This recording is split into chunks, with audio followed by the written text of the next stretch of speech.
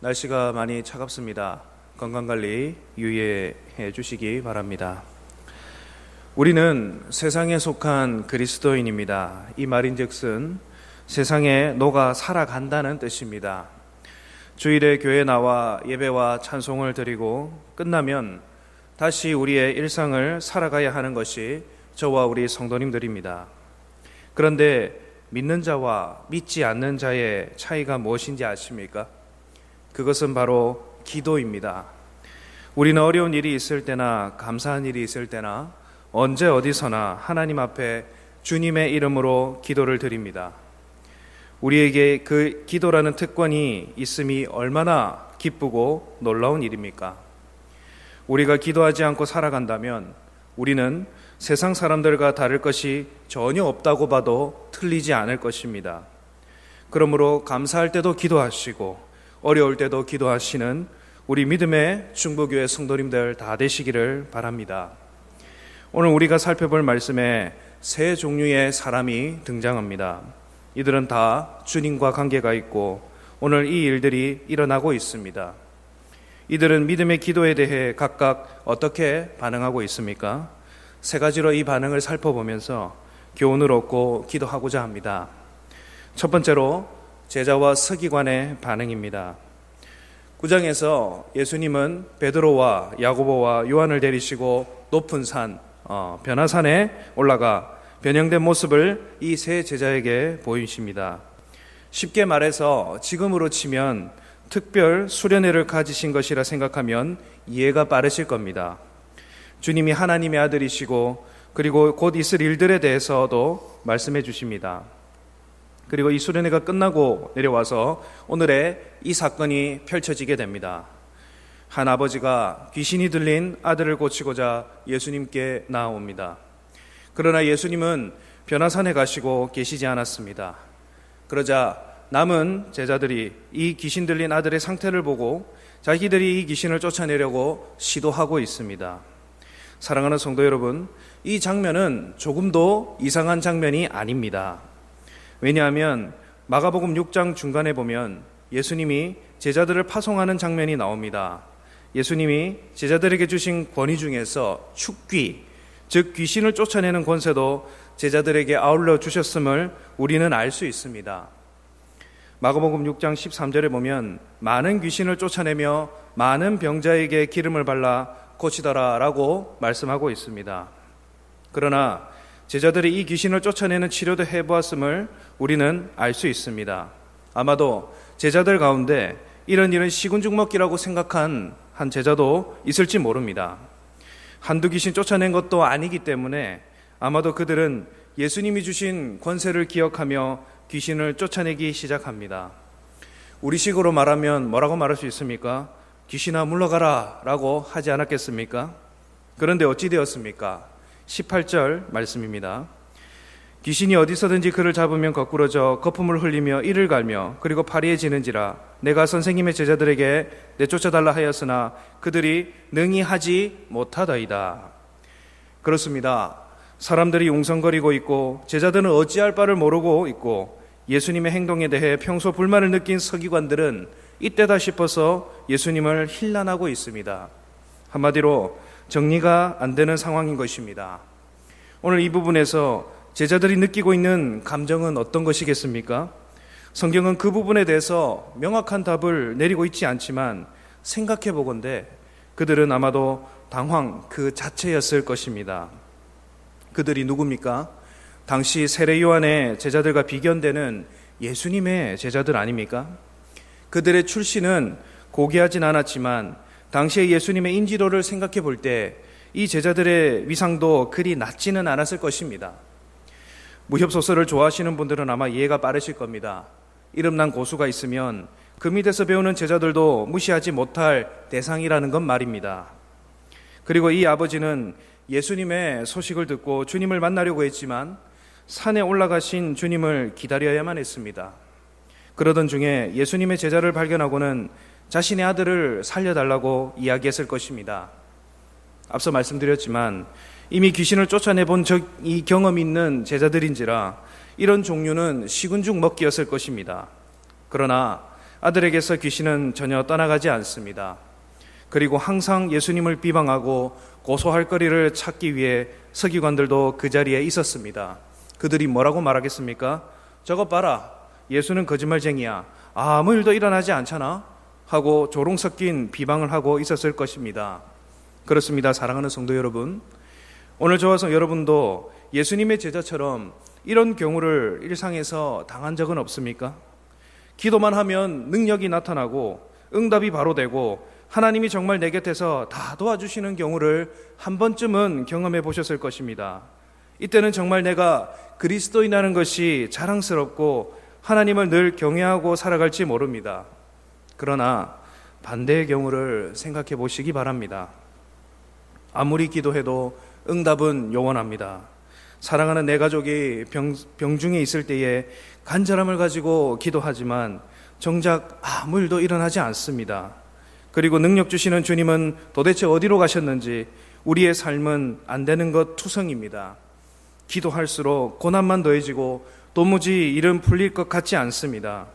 이 정도 되면 우리의 마음에는 불신의 싹이 조금씩 자랍니다. 정말 하나님 살아계십니까? 하고 하소연하다가 믿음이 연약한 사람들은 하나둘씩 하나님에게서 떨어져 나갑니다. 평소 하나님을 모르는 사람들은 그리스도인이 잘못되기를 기다렸다는 듯이 말합니다. 거 봐라, 하나님은 무슨 하나님이냐? 살아계신다면 너가 그렇게까지 고난에 빠져 있는데 가만히 두시겠냐? 애초에 계시지 않는 거다. 이렇게 우리를 쏘아붙입니다. 그래도 이러한 사람이 타인이라면 좀 낫습니다. 하지만 나의 가까운 가족이라면, 전도할 대상자라면 더욱 안타깝고 괴로울 것입니다. 분명히 예전에는 나의 등 뒤에서 나를 잘 도와주시고 인도해 주셨는데 지금은 왜 되는 일도 없고 이토록 두시는지 원망이 될 것입니다. 그러면 다시 본문으로 돌아가서 오늘 이 제자들의 실패와 그 원인이 어디에 있다고 생각하십니까? 오늘 그들의 문제 해결에 어디가 잘못되었다고 생각하십니까? 제자들은 이미 이 축기를 경험한 사람들이었습니다. 사람들이 그렇듯이 한번 경험한 경우라면 그 경험에 의지하는 경우가 많습니다. 하지만 오해하지 마시기 바랍니다. 그 경험이 전혀 중요하지 않고 필요 없다고 말씀드리는 것이 아닙니다. 오늘 제자들은 자신의 경험에만 의지한 나머지 정말 필요한 믿음의 기도는 드리지 않았고 그 결과가 이 아들에게서 귀신이 떠나가지 않았다는 것을 저와 우리 성도님들은 알고 깨달아야 합니다. 그러므로 사랑하는 성도 여러분, 믿음의 기도 외에는 이런 종류가 나갈 수 없고 믿음의 기도만이 하나님을 기쁘시게 하고 능력이 나타난다는 사실을 믿으시기 바랍니다. 그리고 이 믿음의 기도는 나 자신을 믿는 기도가 아닙니다. 내가 정말 간절함으로 아버지 하나님을 찾으면서 기도하고 있는지가 중요한 일입니다. 어느 한 스승과 제자가 있었습니다. 이 제자가 스승에게 묻습니다. 스승님, 하나님 만나려면 어떻게 해야 됩니까? 이 스승이 제자에게 세숫대야를 갖다 놓고 물에다가 얼굴을 넣으라고 말합니다. 이 제자가 세숫대에 얼굴을 집어넣자 말자 이 스승이 제자의 머리를 누르고 제자가 얼굴을 들지 못하게 합니다. 그러자 제자가 스승에게 항의합니다. 스승님, 왜 제 얼굴을 계속해서 눌렀습니까? 그러자 스승은 제자에게 얼굴을 들기 위해 어떤 마음이 들었는지 물어봅니다. 그러자 제자는 살고 싶은 마음이 간절했지요 라고 대답합니다. 그러자 스승은 바로 그것이다, 주님을 간절한 마음으로 찾아보아라 라고 말해 주었다고 합니다. 그렇습니다. 믿음의 기도는 간절함을 수반합니다. 오늘 저와 우리 성도님들은 얼마만큼의 간절함으로 주님을 찾고 계십니까? 오늘 이 자리에 얼마나 간절한 마음으로 주님을 만나기 위해 나오셨습니까? 우리 안에 간절함을 품고 기도하는 저와 우리 성도님들 되시기를 부탁드립니다. 물론 여기 계신 우리 모든 성도님들이 주님을 찾는 갈급함을 다 가지고 계실 것입니다. 나에게 주어진 문제가 하루속히 해결되기만을 고대하고 기도드리고 계실 것입니다. 그런데 이 문제가 사라지면 우리는 더 이상 주님을 찾지 않을 수 있습니다. 이 문제 때문에 우리는 더욱더 간절한 마음을 가지고 주님을 찾고 있지 않겠습니까? 그렇게 된다면 우리를 짓누르는 문제는 다 사라질 것입니다. 오늘 이 기도의 시간에 주님을 힘껏 부르짖는 이 시간이 되면 좋겠습니다. 그러니 간절한 마음으로 먼저 주님을 찾는 저와 우리 모든 성도님들 되시기를 바랍니다. 두 번째로 아이의 아버지에 대한 반응입니다. 아이의 아버지는 17절에 보면 무리 중에서 나와 예수님께 설명합니다. 이 아이는 자신의 아들로 아주 어릴 때부터 귀신이 들려서 지금 이 상황에 이르렀는데 마침 예수님이 산에 올라가셨기로 당신의 제자들에게 고침받으려고 했지만 실패했다고 말합니다. 이는 제자들에게 기도하지 않음으로 인해 귀신을 쫓는 권능이 떠났음을 보여주고 있습니다. 이에 대해 예수님은 제자들에 대해 한탄하고 있습니다. 19절 말씀을 우리 함께 읽도록 하겠습니다. 대답하여 이르시되 믿음이 없는 세대여 내가 얼마나 너희와 함께 있으며 얼마나 너희에게 참으리요 그를 내게로 데려오라 하시매. 아멘.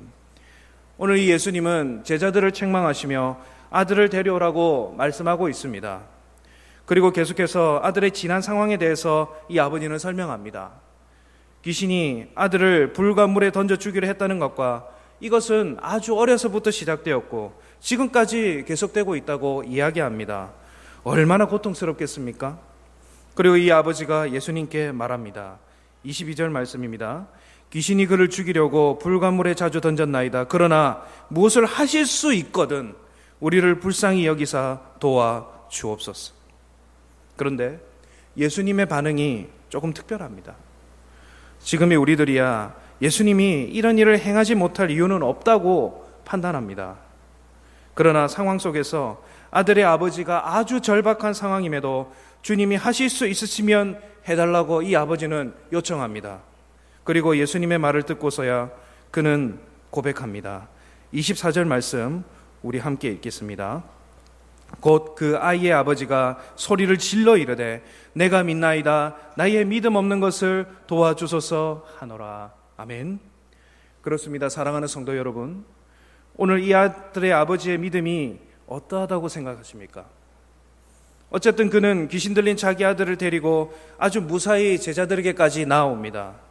그러나 앞서 말씀드렸지만 예수님의 남은 제자들은 귀신을 쫓아내지 못합니다. 혹시 이 아버지는 이런 생각이 들지는 않았겠습니까? 예수님이라고 대단한 줄 알고 왔더니 그의 제자들을 보니까 귀신 하나 못 쫓아내는 사람들 아닌가? 혹시 예수라는 사람도 그런 것 아닌가? 하고 조금은 의심했을지 모릅니다. 그리고 얼마 뒤에 예수님은 산에 내려오셔서 이 아버지를 만납니다. 끈아풀이라도 잡아야겠다는 생각에 아버지는 아들의 상태를 예수님께 설명하고 난 뒤에 하실 수 있거든 도와달라고 요청합니다. 예수님의 대답은 나중에 다시 살펴보겠지만 주님의 단호하고도 확실한 말씀을 듣고 그제서야 아버지는 믿음의 고백을 하게 됩니다. 사랑하는 성도님들, 오늘 이 아버지의 믿음의 모습이 혹시 저와 여러분의 모습은 아닙니까? 아들이 어려서부터 귀신에게 괴롭힘 당했으니 아버지도 물론 지치고 힘이 듭니다. 우리도 이러한 일을 겪게 된다면 도저히 참을 수 없는 상태가 될지도 모릅니다. 그런 그가 주님을 찾아와서 도움을 구하는 모습이 처음에는 무척 소심합니다. 우리가 주님 앞에 기도를 드릴 때 이러한 모습은 아니냐는 것입니다. 아니라면 정말 다행이겠지만 사실상 저와 우리 성도님들은 주님의 뜻을 잘 알지 못하고 기도할 때가 얼마나 많습니까? 우리의 죄악이 주님과 갈라놓았듯이 우리의 욕심으로 구하고 있는 것은 없습니까? 물론 때를 얻든지 못 얻든지 저와 우리 성도님들은 주님 앞에 기도함으로 나아가야 합니다. 하지만 우리의 기도 내용에 주님이 하실 수 있거든 해주시고 하실 수 없으시면 그냥 내려놓으십시오 하고 이렇게 구하고 있는 것은 없습니까? 우리의 욕심으로 구하고 있지 않은 이상 저와 우리 성도님들에게는 다들 하나둘씩 절박한 기도 제목이 다들 있으실 것입니다. 그러나 상황에 못 이겨서 이것은 주님이 들어주시지 않을 거야, 적당히 타협해서 기도해야겠다 하고 내가 먼저 기도를 한 수 접고 주님 앞에 가는 행위는 없습니까?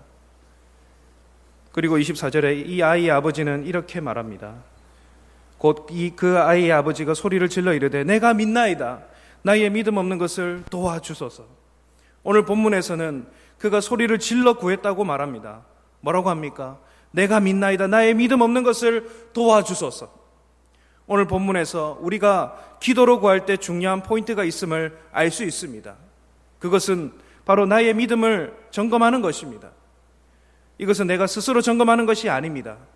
오늘 주님의 반응으로 보건대에 반신반의하는 이 아버지의 모습을 아니고서는 23절에 확신 있게 말씀하시는 것을 알 수 있습니다. 23절 말씀 우리 다 같이 한번 읽어보도록 하겠습니다. 예수께서 이르시되 할 수 있거든이 무슨 말이냐? 믿는 자에게는 능히 하지 못할 일이 없느니라 하시니. 사랑하는 성도 여러분, 오늘 이 아버지와 같이 처음에는 간절함이 지나쳐서 무심함이 되어서 주님이 고치실 수 있을까? 주님이 내 소원 들어주실 수 있을까? 생각이 들 수 있습니다. 그러나 주님의 생각은 우리와 다릅니다. 우리의 욕심을 배제한 간절함이 묻어나는 기도는 주님이 들으시고 이루어 주실 줄 믿으시기 바랍니다. 그리고 마지막으로 예수님의 반응입니다.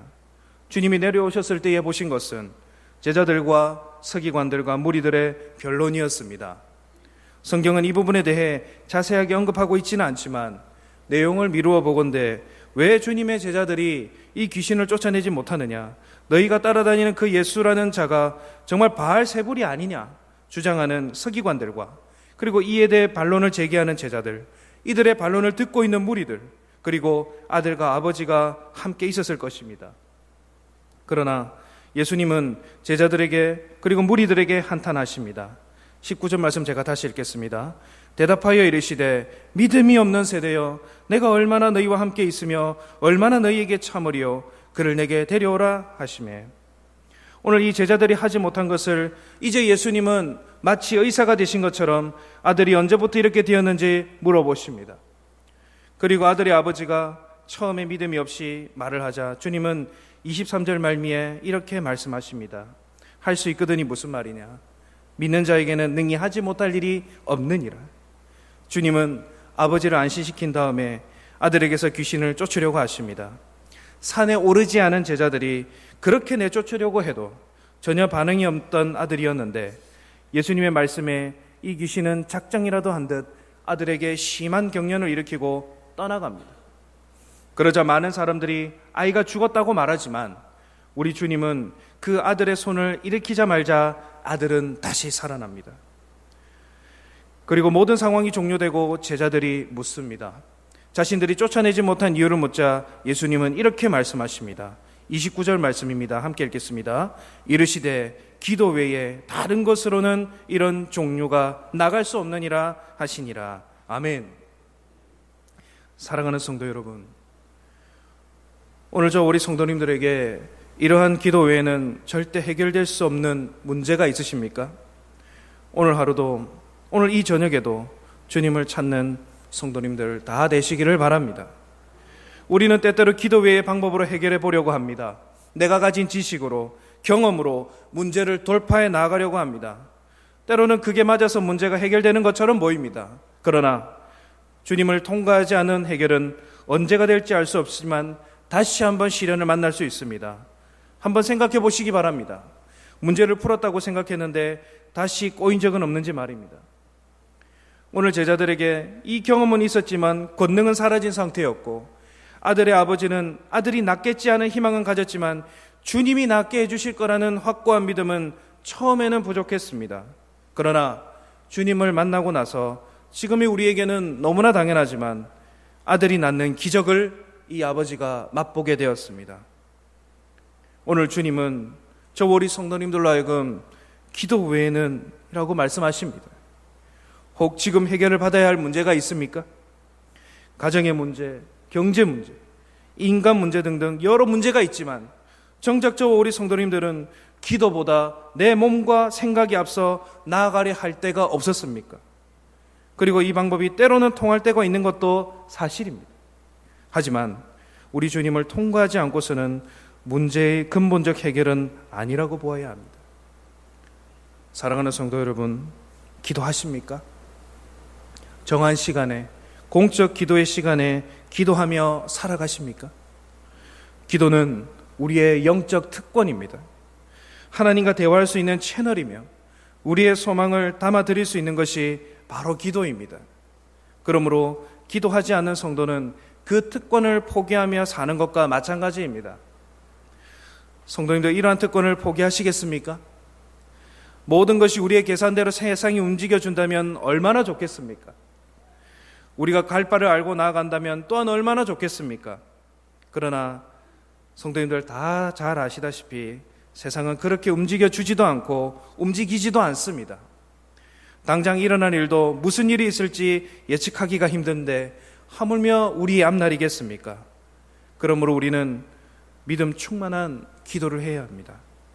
내 욕심이 들어간 기도는 하나님이 그 기도 제목 자체를 바꿔주시는 경우도 있습니다. 아마도 많이 경험해 보셨을 것입니다.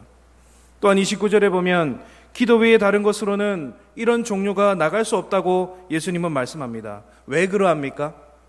기도야말로 하나님의 능력을 체험하는 직접적인 통로이기 때문입니다. 기도 안 하고 살아가거나 기도 안 하고 여러 문제가 해결되기를 원한다면 그것은 아주 큰 문제일 것입니다. 기도를 통해 주님을 만나고 저와 우리 성도님들도 더욱 성숙한 기도를 그래야만 우리 중부교회가 더욱더 주님이 원하시는 교회가 되는 줄 믿으시기 바랍니다. E.M. 바운즈라는 사람이 쓴 기도의 능력에 보면 이런 내용이 나옵니다. 미국 인디언 선교의 혼심의 힘을 다 바친 데이비드 브레이너드의 삶은 기도의 삶이라 해도 과언이 아니다. 그는 밤낮으로 기도했고 침대에 누워서도 기도했다. 숲속에 들어가서도 기도했다. 순간마다, 날마다, 이른 아침마다, 늦은 밤마다 기도하고 금식하면서 자신의 영혼을 하나님께 쏟아냈고 다른 이들을 위해 중보하며 하나님과 교제했다. 그는 능력 있는 기도로 하나님과 함께 했으며 하나님 또한 능력으로 그와 함께 하셨다. 비록 짧은 나이로 요절했지만 이 브레이너드 선교사의 삶에서 정말 기도 외에는 이루어질 수 없음을 몸소 실천한 사람이라고 느끼지 않으십니까?